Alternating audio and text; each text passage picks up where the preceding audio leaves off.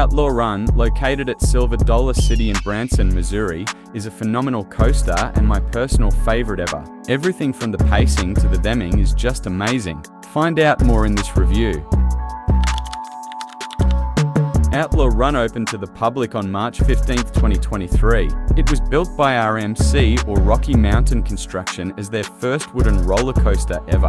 This ride model was named Top of Track and now has several more installations. Outlaw Run, when it opened, was a record-breaking ride, being the first wooden roller coaster with multiple inversions, which Outlaw Run has 3.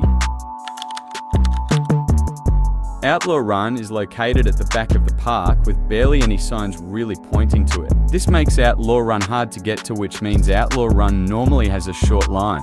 When I have been, it was only up to 25 minutes, which is really good for a ride this good. The queue and station for Outlaw Run has some good theming, especially the station. The story behind Outlaw Run is that you are chasing outlaws and end up catching them, which is where the ride gets its Wild West theme from. The train, which is built to look like a stagecoach, really helps finish the Western theme. Outlaw Run starts with a short audio hyping you up for the ride and then does a little dip to the right and into the chain lift. I have to say Outlaw Run's trains are not the best, but they are still good. They have chin guards and sometimes during the ride, the restraint comes down a little. What's good is that the ride operators do not staple, which is when they push down on the restraint as much as they can to make it super tight.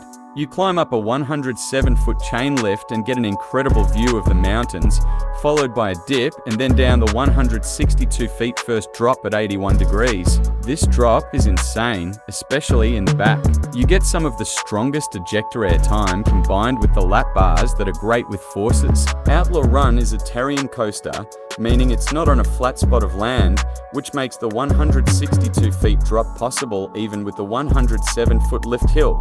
Then Outlaw Run pulls out of the drop. This is the only time when Outlaw Run feels rough, and it's basically only in the back. The front it is much smoother. After that, Outlaw Run goes into its first inversion, which is a really wacky one. I would describe it as a over-banked curve or turn that banks more until the point where it is an inversion. Then Outlaw Run has a little helix followed by a twisted airtime hill. This twisted airtime hill is nothing special but gives some floater in the back.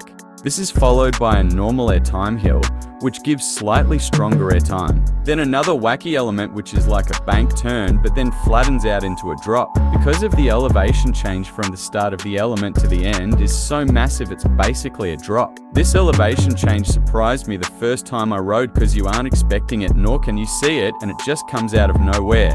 This element is followed by a wave turn. This is RMC's first attempt at a wave turn, meaning it's probably not the best. I found it only giving floater in the back and nothing in the front, however this is cool and really the only lateral element. This is followed by a quick speed hill, giving some floater and into the debatable best part of the ride, the double barrel roll. The double barrel roll is my personal favorite part of the ride. It's 2 barrel rolls back to back, but what people don't notice is that it's slightly going uphill, so it gives basically every force imaginable. The first one has great laterals and whip. The second one has great hang time in the back, and it's just the perfect way to end the ride.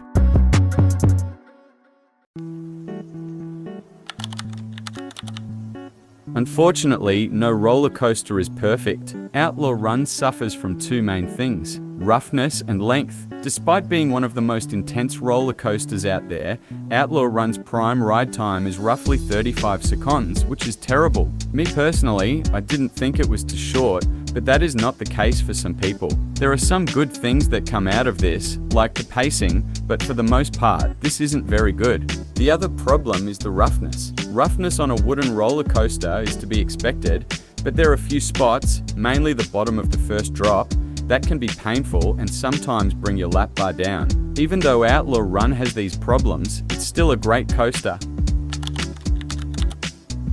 Overall, Outlaw Run at Silver Dollar City in Branson, Missouri is a phenomenal coaster despite some minor issues. Outlaw Run is my #1 coaster for the intensity, theming, and everything else. This easily gives Outlaw Run a 10 out of 10. Thank you so much for watching and make sure you like and subscribe.